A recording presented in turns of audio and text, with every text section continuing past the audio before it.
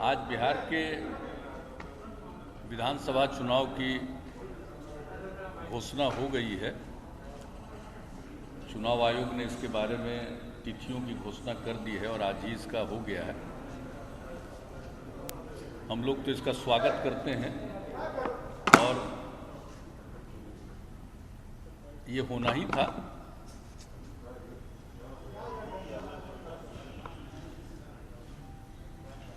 पिछले वर्ष भी जो चुनाव जिस दिन ऐलान किया गया था उससे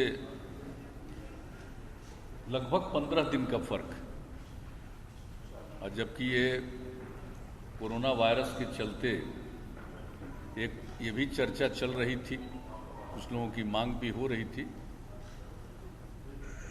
लेकिन हम लोगों को लगा था कि आखिरकार 5 साल की अवधि है, ये पूरा हो जाएगा तो चुनाव तो समय पर होना चाहिए। लेकिन ये सब कुछ चुनाव आयोग पर निर्भर करता था। चुनाव आयोग ने पूरी तैयारी कर ली, बूथ की संख्या बढ़ा दी, एक बूथ पर 1000 से ज़्यादा वोटर नहीं होंगे और इस प्रकार से अनेक नए बूथ के बारे में तय कर दिया। और आज ये भी तय कर दिया कि 1 घंटा ज़्यादा वोट की अवधि हो जाएगी। तो हर प्रकार से इंतजाम जो कुछ भी इसके मामले में अध्ययन किया उन लोगों ने, यहाँ पर कई मीटिंग्स की, लोगों की राय से भी अवगत हुए हैं। पूरी स्थिति को देख करके उन लोगों ने एक फैसला लिया है। हम लोग तो स्वागत करते हैं और चुनाव तो समय पर ही हो जाएगा, ये अच्छी बात है। और 3 फेज का चुनाव, बीच में कुछ फेज ज़्यादा होता था, लेकिन अच्छी तरह हम लोग को याद है कि पहले तो 3 ही फेज होता था अधिक से अधिक। जो हम 2005 में जो फरवरी वाला चुनाव हुआ था वो भी तो 3 ही फेज था। तो धीरे धीरे ये फेज, हाँ, बाद में धीरे धीरे फेज बढ़ता गया, 4, 5, 6, 7 एक अलग बात है, लेकिन 3 फेज का चुनाव तय कर दिया है। और देख रहे हैं कि जो दशहरा और दीपावली है उसके बीच में ही चुनाव हो जाएगा और रिजल्ट भी आ जाएगा, गिनती भी हो जाएगी और रिजल्ट भी आ जाएगा। तो अच्छी बात है, हम लोग स्वागत करते हैं, होना भी चाहिए समय पर। आज ही एबीपी न्यूज़ सी वोटर का पोल सर्वे आया है जिसमें जेडीयू बीजेपी काफी बड़ा 160 प्लस दिखाया जा रहा है। क्या आपको लगता है कि आपका अनुमान इतना है या और भी ज्यादा है, या इस बार किन मुद्दों पर चुनाव हो रही है? देखिए, हम तो हमेशा कहते हैं जनता मालिक, जनता को तय करना है कि उसको किसको मौका देंगे, किन लोगों को मौका देंगे, तो जनता मालिक है। लेकिन अब तक जो हम लोगों ने देखा है, जनता की जो इच्छा है, जो रिस्पॉन्स है, जो 2005 से हम लोगों को मौका दिया है और हम लोगों ने जो काम किया है, तो उसके बाद तो आप देख रहे हैं कि हर बार चाहे किसी भी प्रकार का ओपिनियन या बहुत लोगों की राय आती रही है, लेकिन अंततोगत्वा तो जनता को भरोसा है और अब तक काम किया है। जनता फिर भरोसा देगी तो काम करते रहेंगे और आगे भी जो काम करने के बारे में हम सोच रहे हैं, अगर आप लोग चाहिएगा तो भी हम बताएंगे, लेकिन वो संक्षेप में बताएंगे, फिर उसका तो डिटेल जानकारी देंगे। एक तो आप लोग जान रहे हैं कि हम लोगों ने जो कुछ भी पहले कहा, जो कुछ भी हम लोगों ने चुनाव के पहले जिन योजनाओं के बारे में बताया कि हम लोग इस पर काम करेंगे, और चुनाव के बाद जिस तरह के कार्यक्रमों के बारे में हम लोगों ने सरकार बनने के बाद ऐलान किया, उस पर तो हमेशा उसका अनुपालन करते रहे हैं, उसको क्रियान्वित किए हैं। और उसका नतीजा देख लीजिए, चाहे वो शिक्षा का क्षेत्र हो, स्वास्थ्य का क्षेत्र हो, आधारभूत संरचना का क्षेत्र हो, राज्य की पूरी आमदनी का क्षेत्र हो, लोगों की आमदनी का मामला हो, हर चीज़ में वृद्धि हुई है। और जो इस कार्यकाल में जिसका समय अब समाप्त हो रहा है और नया चुनाव होने वाला है, तो इस बीच में जो कुछ भी हम लोगों ने कहा था, हमने 7 निश्चय के माध्यम से जो निर्णय लिया और एक एक चीज़ का हम लोगों ने ऐलान कर दिया है कि 7 निश्चय का जो हम लोगों ने किया, किस तरह से इसको हम लोगों ने क्रियान्वित किया है।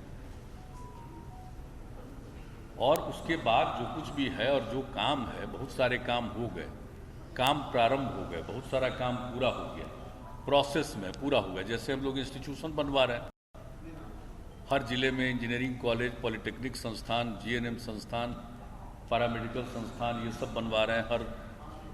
और महिला आईटीआई, हर अनुमंडल में आईटीआई, तो इस तरह से, और एएनएम संस्थान, ये सब काम कर रहे हैं। तो बड़े पैमाने पर सब काम शुरू हो गया। और बिल्डिंग का भी कंस्ट्रक्शन बहुत जगह हो चुका है, अनेक जगहों पर हो रहा है।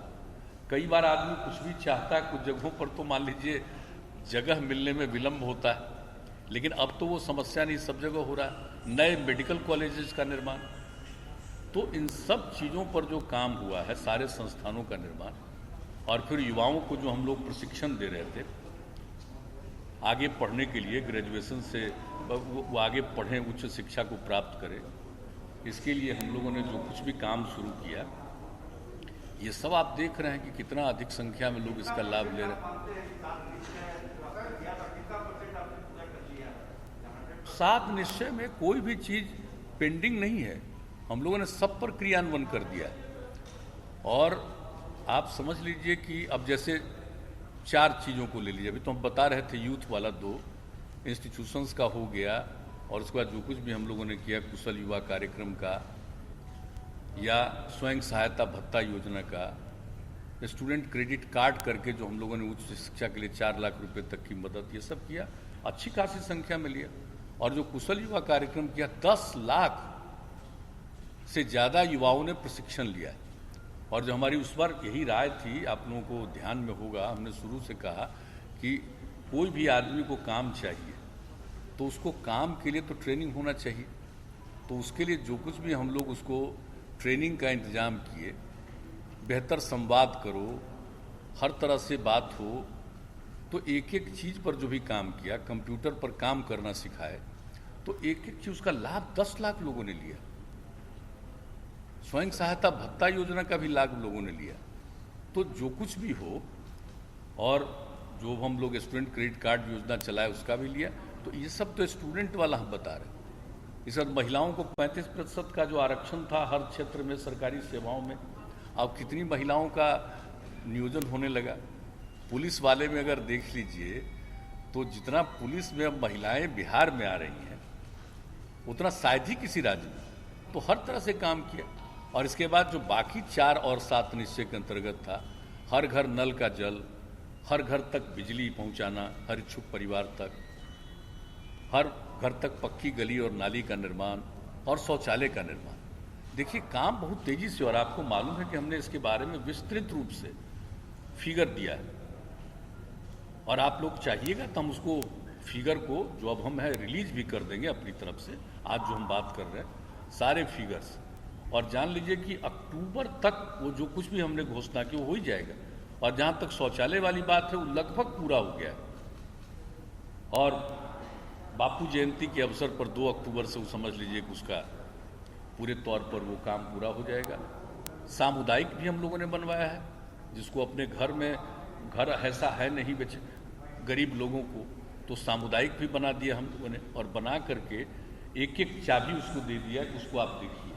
शहरों में भी किया, तो अभी हाल ही में आपने देखा कि कितना उसका हम लोगों के द्वारा उद्घाटन हो गया।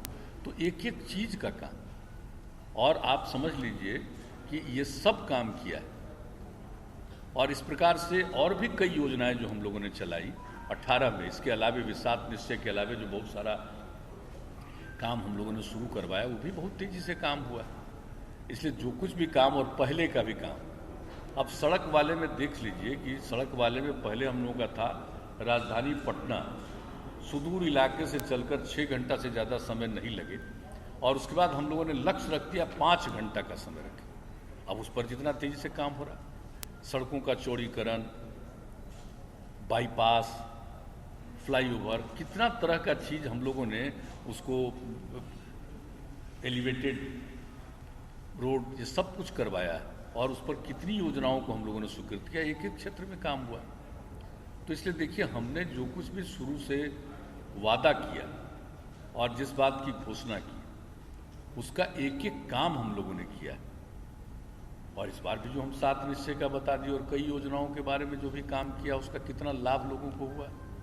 महिलाओं के लिए कितना किया कि भाई घर में अगर लड़की पैदा हो तो खुश होना चाहिए, तकलीफ में नहीं जाना चाहिए। और उसके लिए जो जो और नई नई स्कीम हम चला करके दी है उसका सबको लाभ कितना मिल रहा। पिछली बार चुनाव में जब आप गए थे तो 7 दिन के आपने उसको डिवाइस किया था, प्रोग्राम किया था, जिसको आपने अदर एलायंस ने अडॉप्ट किया। इस बार क्या आप वैसा ही कुछ करने वाले हैं अगले 5 सालों के लिए? मेरा दूसरा सवाल आपसे है कि जब भी विधानसभा चुनाव लड़े हैं तो उसका इतिहास ये रहा है कि आप बीजेपी से ज्यादा सीटों पर चुनाव लड़े हैं। तो क्या आपकी आकांक्षा है कि लोकसभा में आप राजनीति में लड़े, इस बार आपको ज्यादा सीटें मिलनी चाहिए?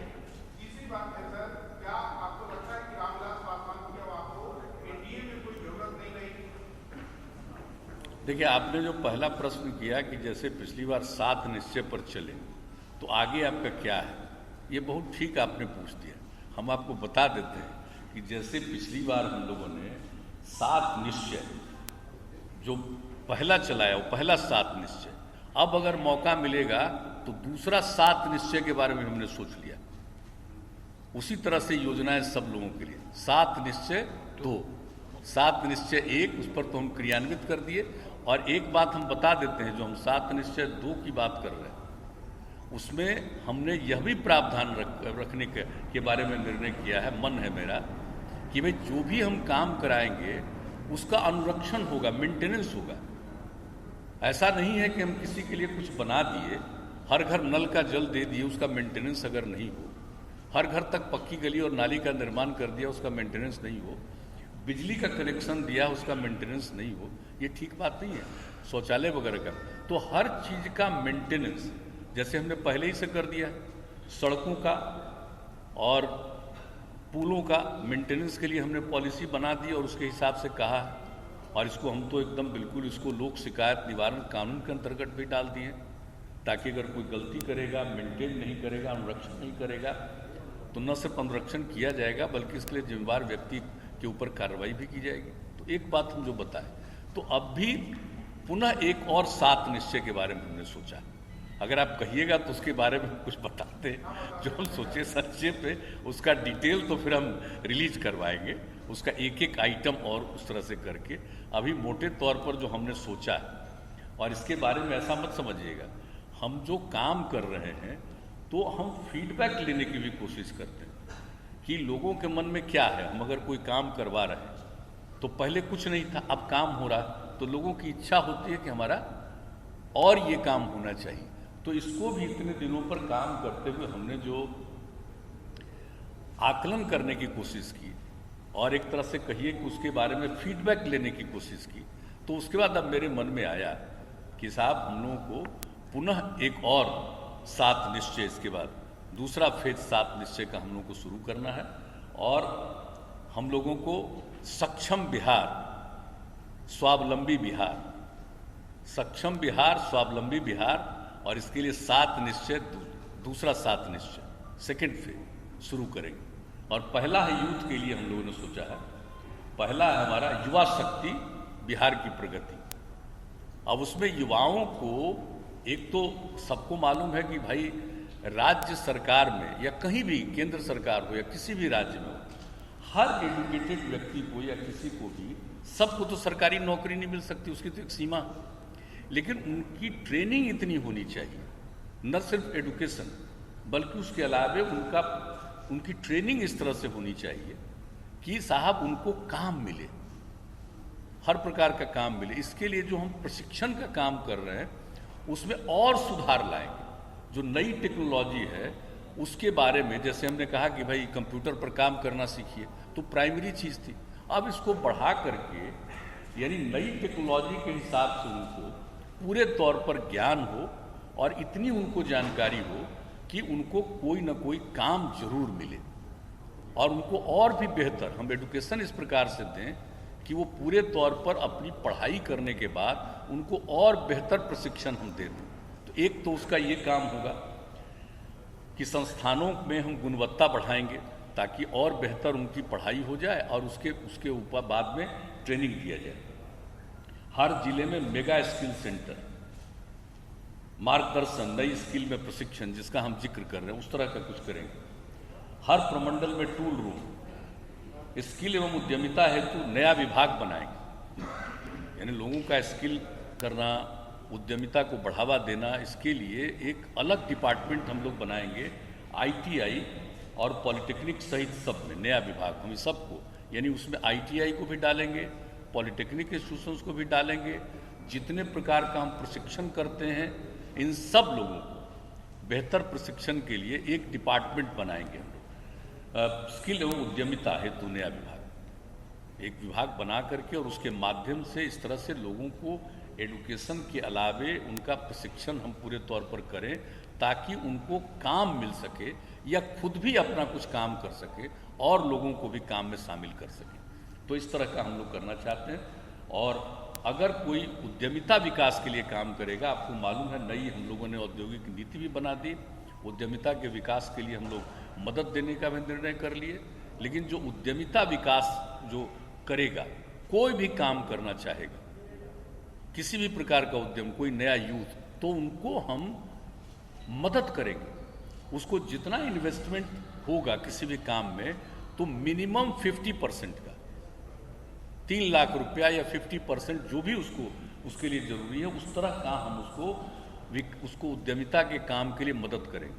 हम लोगों का पहले से भी है, अनुसूचित जाति, जनजाति और अति पिछड़े वर्ग के लिए तो हम लोग उद्यमिता के लिए दे रहे हैं मदद। लेकिन ये किसी के लिए भी, कोई भी वर्ग का हो, कोई भी हो, स्टूडेंट, कोई भी यूथ हो, हर किसी को हम लोग, अगर वो चाहेगा कोई काम करना, तो उसमें हम इस तरह का मदद करेंगे। एक तो यूथ के लिए ये हुआ, हालांकि उसका और डिटेल हम जारी करेंगे, ताकि एक एक चीज़ का, चाहे अगर टेक्नोलॉजी की बात है तो क्या क्या टेक्नोलॉजी किस किस स्तर पर उनको सिखाएंगे, ये सब हम डिटेल जारी करेंगे। लेकिन मोटे तौर पर हमने बता दिया, यूथ के लिए युवा शक्ति बिहार की प्रगति के नाम से पहला आइटम। और दूसरा, महिलाओं के लिए सशक्त महिला, सक्षम महिला, सशक्त महिला, सक्षम महिला। महिला की सशक्तता के लिए जो हम लोगों ने आज तक काम किया, 50% का आरक्षण देना, कितना बड़ा जीविका समूह बना, आप सोच लीजिए।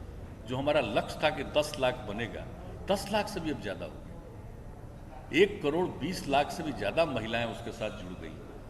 तो ये सब काम तो हम लोग कर ही रहे हैं महिलाओं के लिए, लेकिन इसके अलावे भी महिला उद्यमिता हेतु विशेष हम लोग सहायता देंगे। यानी जिस तरह से हमने अनुसूचित जाति, अनुसूचित जनजाति, अति पिछड़े वर्ग के लिए जो किया था कि 10 लाख रुपए तक की मदद, 5 लाख रुपए का ग्रांट देंगे उनको, और 5 लाख रुपया उनको ऋण देंगे, और किसी प्रकार का उसमें टैक्स नहीं लगेगा।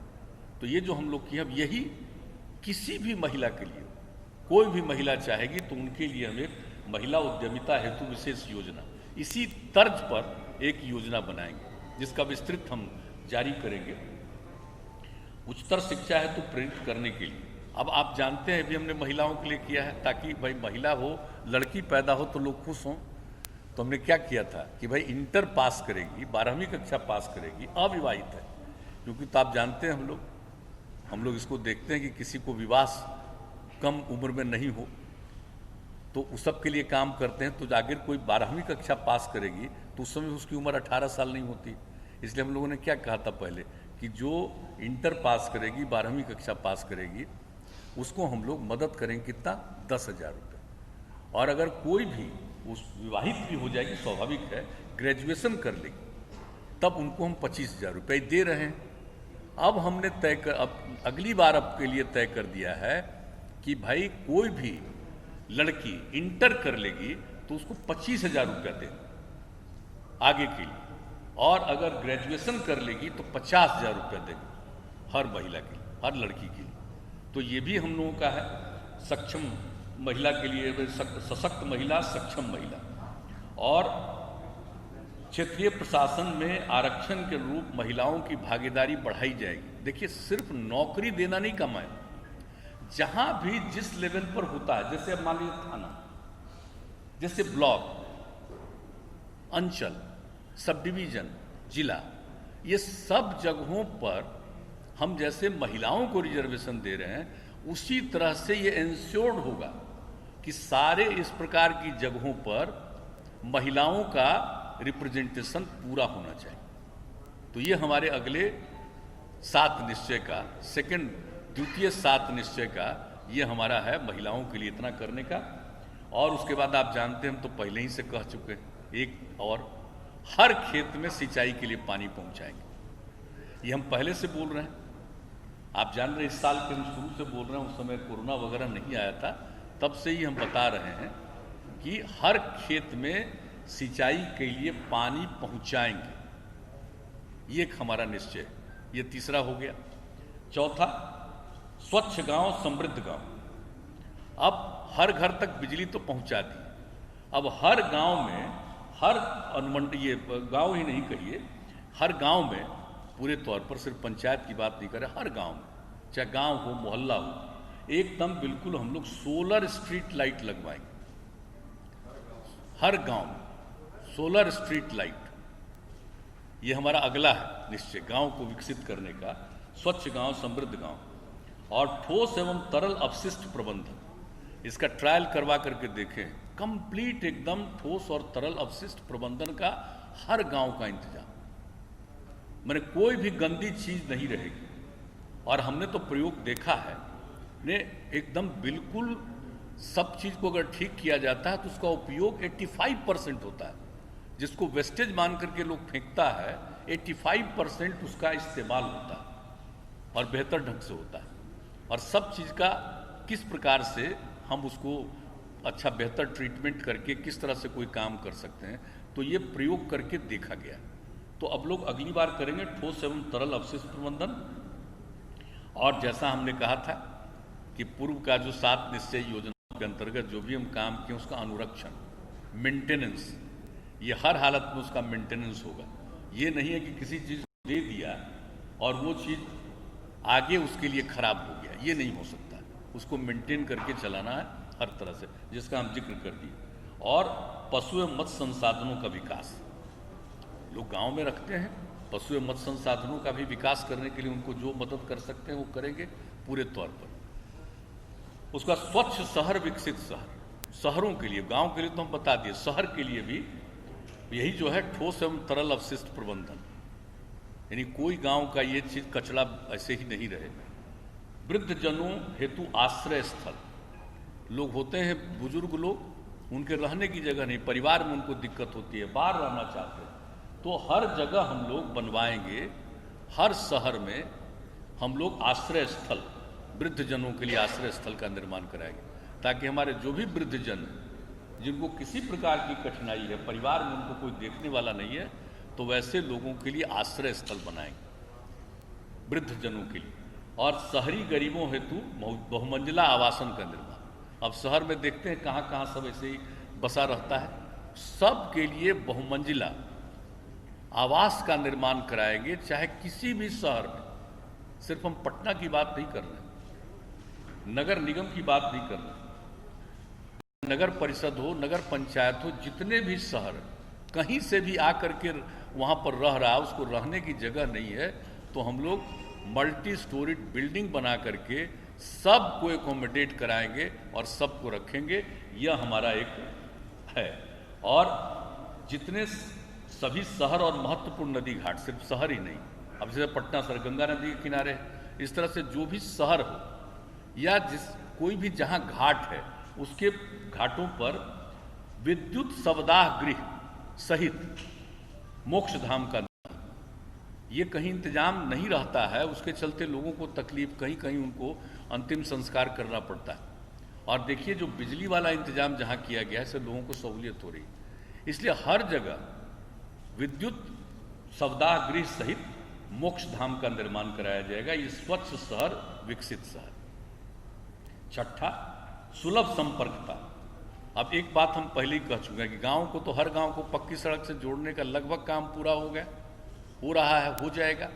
लेकिन इसके अलावे कई गांवों को जोड़ करके बेहतर सड़कों के साथ उनका जोड़ना उपयोगी है। मान लीजिए प्रखंड में जाना है, अनुमंडल में जाना है और कोई जरूरी जगह पर जाना है, तो उसका भी हमने पूरे तौर पर सर्वेक्षण करके गांव-गांव को जोड़ करके बेहतर सड़क तक पहुंचाने के लिए, ताकि उनको किसी भी प्रकार की सुविधा नहीं। तो आसपास के गांव को जोड़ते हुए मुख्य पथों और महत्वपूर्ण स्थानों तक संपर्कता हेतु नई सड़कों का निर्माण। जैसा हमने कहा, चाहे अनुमंडल हो, थाना हो, प्रखंड हो, ताकि किसी प्रकार की दिक्कत नहीं। अब गांव तो जुड़ गया, कहीं भी जा सकते हैं, लेकिन अब इसको देखा जाएगा कि भाई गांव को तो जोड़ दिया, अब इस तरह का पूरे इलाके में देखा जाएगा कि भाई और कई गांवों को, अगल बगल के गांवों को जोड़ते हुए हम किसी मेन और सड़क है वहां पर पहुंचा दें, ज़्यादा जल्दी वो पहुंच सकता है। तो ये काम अब अगले निश्चय में करेंगे, इसका ऐलान हमने पहले किया। और दूसरा चीज़, जितना भी शहरी इलाका या मुख्य सड़कें जहाँ से भी गुजर रही, वहाँ पर आबादी का घनत्व है, तो उसमें आने जाने के लिए कितना भी सड़क बनवाइए दिक्कत होती है। तो उन सब जगहों पर बाईपास सड़क का निर्माण हम लोग करवाएंगे, और जहाँ ज़रूरत होगा फ्लाईओवर का निर्माण कराएंगे। यहाँ देख रहे हैं पटना में कितना फ्लाईओवर का निर्माण करा है, और कई जगहों पर कर रहे हैं। तो उसी तरह से हम लोग करेंगे, अपनी तरफ से जितनी सड़कें उसका करेंगे। और मान लीजिए कोई NHAI का, NH का है, तो उन लोगों को हम लोग रिकमेंड करेंगे कि यहाँ पर करिए, लेकिन अपनी तरफ से जितना भी है उस सब का बाईपास हम लोग करवाएंगे। तो इसलिए समझ लीजिए सुलभ संपर्कता, इसका नामकरण हमने किया सुलभ संपर्कता। चाहे गांव में हो, शहर में हो, किसी भी सड़क से जा रहे हैं, किसी तरह की कठिनाई नहीं। एक तो ये हो गया छठा। और सातवां, सबके लिए अतिरिक्त स्वास्थ्य सुविधा, चाहे पशु हो या मनुष्य हो, सबके लिए स्वास्थ्य सुविधा। जो हमने थोड़ा देखा, तो ये देखा है कि गांव वगैरह में जो हमारा हेल्थ सब सेंटर है वो ठीक से फंक्शनल नहीं था। और दूसरी तरफ देखते थे कि गांव में लोग पशुपालन करते हैं, रखते हैं, उनका जानवर अगर बीमार हो गया तो उसका कोई ट्रीटमेंट ठीक ढंग से नहीं होता है। तो इसलिए हमने तय कर दिया है कि बेहतर स्वास्थ्य सुविधा, यानी चाहे पशु हो या मनुष्य हो, उसके लिए एक आइटम यह भी होगा। और गांव में जो नई टेक्नोलॉजी आ गई है उसके माध्यम से लोग तुरंत खबर कर सकते हैं, और वहाँ से आएगा, और एक एक तरह का, उसका हम और डिटेल देंगे कि एक एक तरह की सुविधा लोगों को हो जाए। और गांव में भी रहने वाले लोग हैं उनको भी प्राइमरी तौर पर, प्राथमिक तौर पर जो ट्रीटमेंट हो सकता है, चाहे मनुष्य और पशुओं के लिए। तो ये भी हमने देखा है कि इतना काम कर रहे हैं, तो कई जगहों पर से ये बात आई कि जो पशुपालन करते हैं उनका अगर पशु अगर बीमार हो, चाहे कोई भी पशु हो, तो उनको दिक्कत होती है। तो इसलिए अब हमने एक 7 निश्चय में, 7वां निश्चय हमारे दूसरे 7 निश्चय का 7वां पॉइंट है, सबके लिए अतिरिक्त स्वास्थ्य, यानी मनुष्य हो या पशु, सबके लिए अतिरिक्त स्वास्थ्य होता है। तो 7 निश्चय का दूसरा हिस्सा अब हम फिर अगर जनता मौका देगी तो हम ये करेंगे, और पूरे तौर पर उसको मेंटेन करेंगे। हाँ आप जो कहिएगा हम वही करेंगे। अभी देखिए कोई बात नहीं हुई, आपस में भी बात नहीं हुई है, अब डिक्लेयर हो गया है, स्वाभाविक है बातचीत होगी, हमको नहीं लगता है। और जो बात बोले, हम लोगों को बिल्कुल माननीय रामविलास पासवान जी के प्रति हम लोगों की जो शुरू से एक अच्छा संबंध रहा है, कौन क्या बोलता है भाई उस पर नहीं जाते, इसलिए इन सब चीज़ों को देखना है, बीजेपी को भी देखना है। ये जो 14 के बाद से, 14 से जो उनके और एलाइज हैं उनको भी देखें, और सब चीज़ को देखें, हम लोगों को उस पर कुछ नहीं है। और निश्चित रूप से अब आ गया है, ऐलान हो गया है, इसलिए अब बहुत ही कम समय में ही, अब ज़्यादा समय तो है नहीं, इसके बारे में तय करना पड़ेगा। चुनाव आयोग को तो तैयारी करना उनका कर्तव्य है, नहीं जो होना ही है। देखिए नहीं तो है ही, हम लोगों की तरफ से तो किसी प्रकार का कोई है नहीं, जो भी होगा बातचीत, हमको लगता है वो लोग अपना उन लोगों के साथ बातचीत कर रहे होंगे, और बातचीत का अंतिम रूप कर।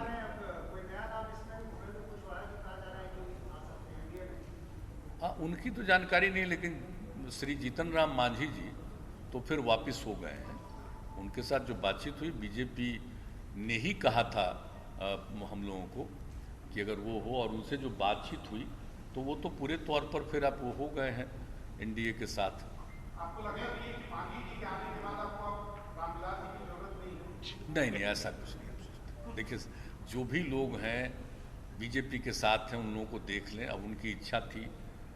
अब जो बीजेपी के साथ थे, हम लोग तो अलग थे पिछले चुनाव में, तब उसमें से मान लीजिए 2 चले गए, 1 आ गए, अब एक और का जो भी हो तो बीजेपी को देखना है। और हम समझते हैं बीजेपी बातचीत कर रही है।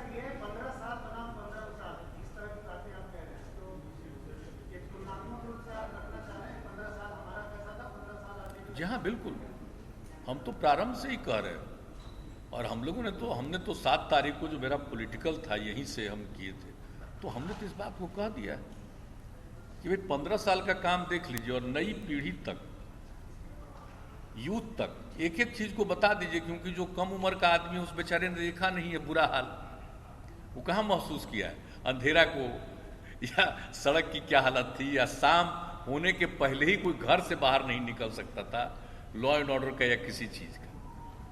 या कुछ लोग आजकल रोजगार की बात करते हैं, हंसी वाली बात है, क्या रोजगार दिए थे किसी को? अभी तो हमने फिगर जारी किया है, उसी समय 7 तारीख को हमने बता दिया था, बल्कि उससे ज्यादा ही रोजगार मिला। तो और दूसरी बात, हमने तो अपने निश्चय में आपको बता दिया, अगले निश्चय में भी, कि किस तरह से हम ज्यादा से ज्यादा और लोगों को अपना काम कर सके, उनको काम करने के लिए भी सहायता और उनकी ट्रेनिंग, ये सब करें। तो देखिए, कुछ लोगों की तो आदत है कुछ बोलते रहते हैं, तो खैर स्वाभाविक है, कोई जो चाहे वो बोले, उससे हम लोगों को कोई मतलब नहीं। लेकिन आज तक हम लोगों का जो काम है लोगों ने देखा है, भाई हम काम करते हैं, हम कहाँ बिना मतलब किसी के साथ उलझते हैं। हमको जाना रहता, हम लोगों के बीच में जाते हैं और सीधे उनके साथ संवाद स्थापित करते हैं और काम करते हैं। और हम तो बराबर कहते हैं कि भाई हमारा काम है सेवा करना, और हम तो हमेशा कहते हैं कि लोगों ने सेवा का मौका दिया तो सेवा करना ही हमारा धर्म है। तो सेवा का अवसर देते हैं, उनकी सेवा करना ही मेरे लिए धर्म है, हम वही सेवा करते हैं।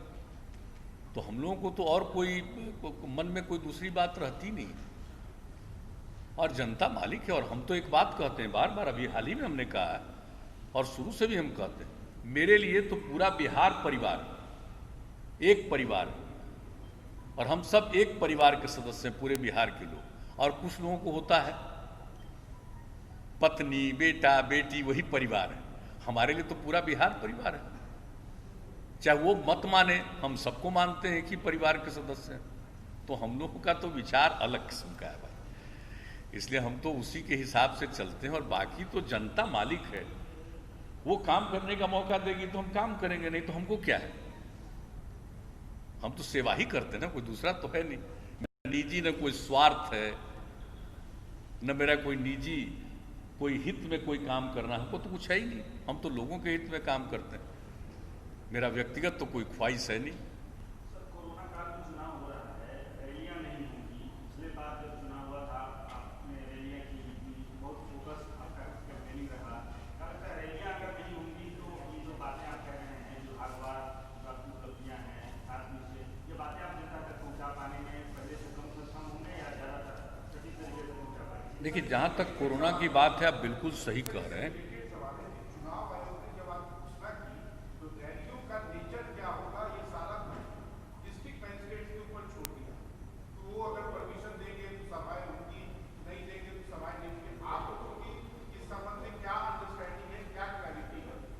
नहीं, देखिए, चुनाव आयोग ने जो कुछ भी कहा है, हम तो आज टूर में थे, रास्ते में थे, हम तो उसको आज जाएंगे, लौटेंगे रात में तो हम देखेंगे।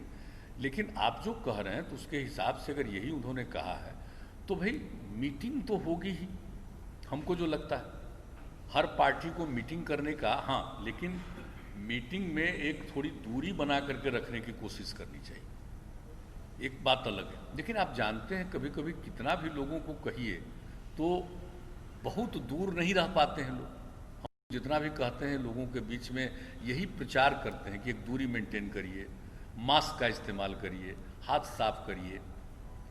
65 साल से अधिक उम्र वाले जितने हैं घर के अंदर अकारण मत लिखिए। गर्भवती महिलाएं हैं, कोई अन्य प्रकार की बीमारी से पीड़ित हैं, बच्चे हैं, 10 साल से कम उम्र के बच्चे और बच्चियों को, इनका ख्याल रखिए और अकारण घर से न निकले। तो हम लोग तो ये सब एक एक चीज़ को प्रचारित करते हैं, लोगों को समझाते हैं। और आप देखते हैं कि कोरोना तो एक विचित्र चीज़ है ना, दुनिया भर में कभी ऊपर जाता है, नीचे आता है, फिर ऊपर चला जाता है। अब दिल्ली में नीचे हुआ, फिर बढ़ गया।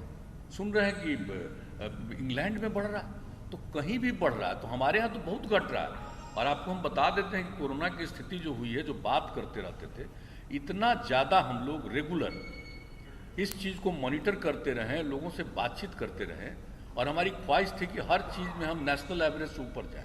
अब देख लीजिए, जांच में भी चले गए, अब 2.25 लाख तक जांच करवा रहे हैं, उससे भी ज़्यादा किसी किसी दिन जांच हो रही प्रतिदिन। और जांच होने से हो जाता है कि कोई भी आदमी को अब कहा गया कि भाई अपनी इच्छा से भी जांच कराइए, सिर्फ कोई बीमार दिख रहा उसका जांच नहीं, बल्कि स्वयं भी कराना चाहिए।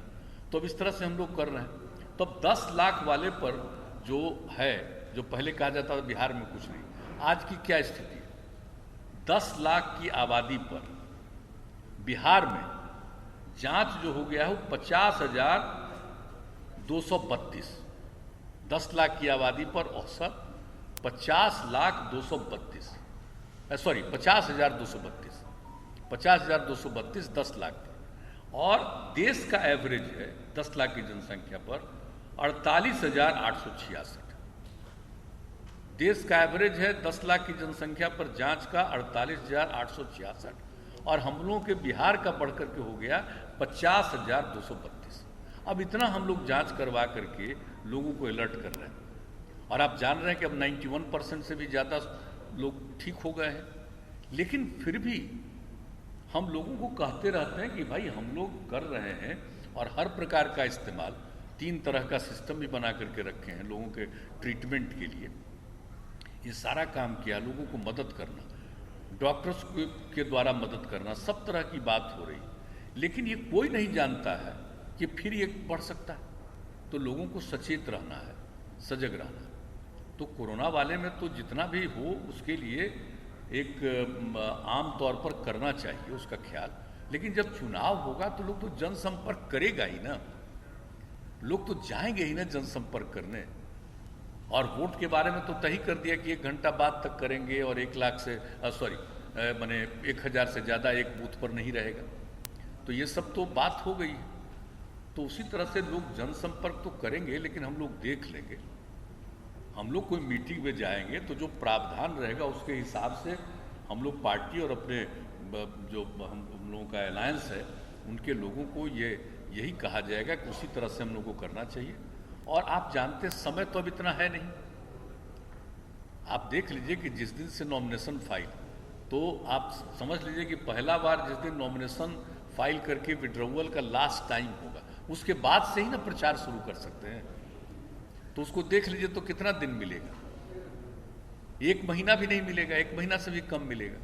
तो पूरे बिहार में 3 फेज में है, तो कितना भी चाहेंगे तो हम लोग हर जगह तो नहीं जाएंगे, तो वीडियो कॉन्फ्रेंसिंग के जरिए भी करेंगे, जाएंगे भी, और शाम में लौट करके वीडियो कॉन्फ्रेंसिंग के जरिए भी लोगों से बातचीत करेंगे। हम लोगों के मन में है, लेकिन देख लेंगे कि चुनाव आयोग के द्वारा जो प्रावधान किया गया है उस प्रावधान के मुताबिक हम किस तरह से अभियान चला सकते हैं, उसको देख करके उस हिसाब से अभियान चलाएंगे। वोट प्रतिशत पर असर पड़ेगा, वोट प्रतिशत पर असर पड़ेगा।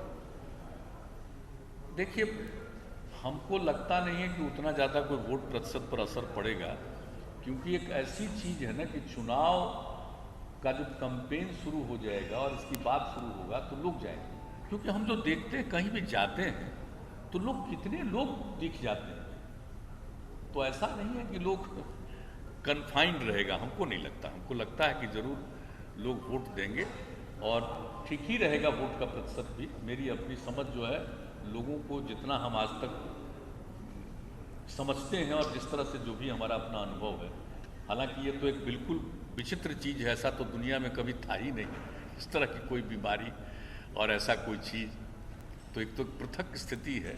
लेकिन फिर भी जो मुझको लगता है कि कैंपेन भी होगा और वोटर के रूप में लोग पार्टिसिपेट भी करेंगे।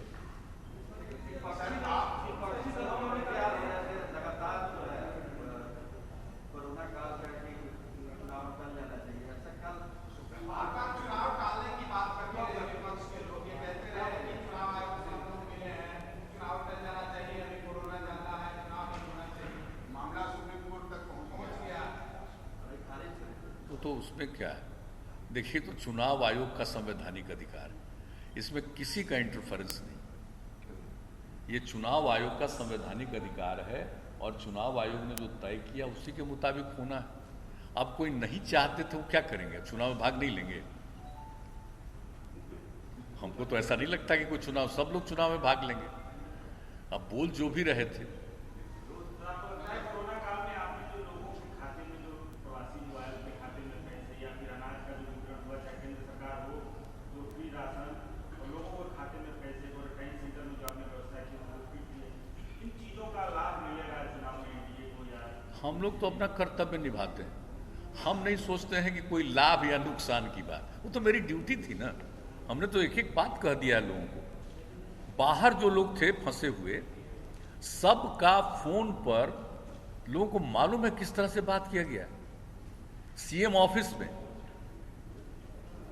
आरसी के यहाँ और आपदा प्रबंधन का जो दफ्तर है यहाँ, वहां पर टीम लगा करके एक एक आदमी की बात। और तभी तो हम कहे कि वहां के सरकार को कहेंगे और लोगों को 1-1 हज़ार रुपया का मदद। तो ये सब काम किए हैं और कई शहरों में और कई जगहों पर तो हम लोगों ने लोगों के खिलाने का भी इंतजाम किया, कौन सा काम नहीं किया। और जब लोग आए और बड़ा खुशी हुई कि ट्रेन की बात थी, हम लोग भी चाहते थे, जब यहाँ पर आए तो यहाँ पर क्वारंटाइन सेंटर और जहाँ भी जिनको रखना था रखे।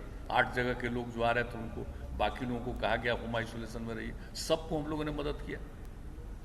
और क्वारंटाइन सेंटर में जो लोग रहे, आप देख लीजिए कि एक व्यक्ति पर 14 दिन में 5300 रुपये हम लोग खर्च किए।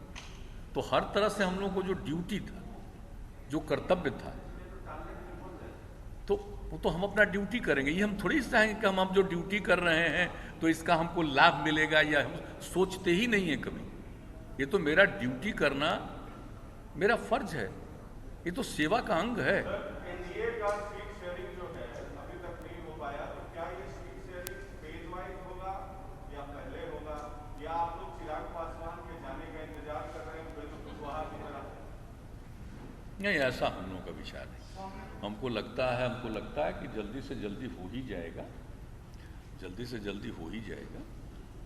सर, आप कह रहे हैं कि बिहार में काफी विकास हुआ है, प्रधानमंत्री आपकी लगातार तारीफ भी कर रहे हैं, लेकिन ये विकास जो है ये चिराग पासवान को दिखाई नहीं दे रहा। एक्चुअली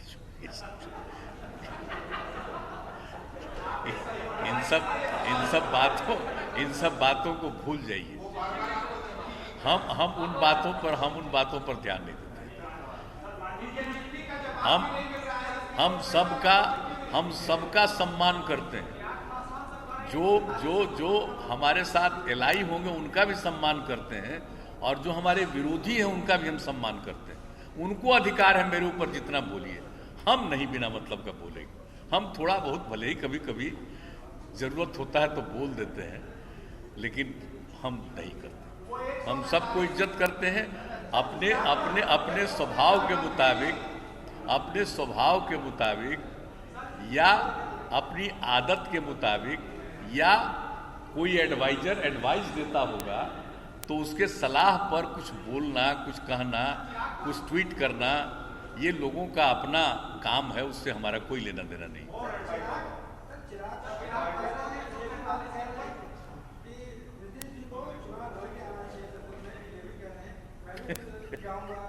हमको नहीं पता। अब हम लड़ते हैं कि सबके लिए लड़ते हैं। हम जहां हैं, जिस अलायंस में है, पूरे अलायंस के लिए ही हम लड़ते हैं। ये कोई हमको कहेगा, ये हमको आश्चर्य लग रहा है सब बोल रहे हैं। ये तो कैंडिडेट भी लड़ता है और पूरा चुनाव भी हम लड़ते हैं।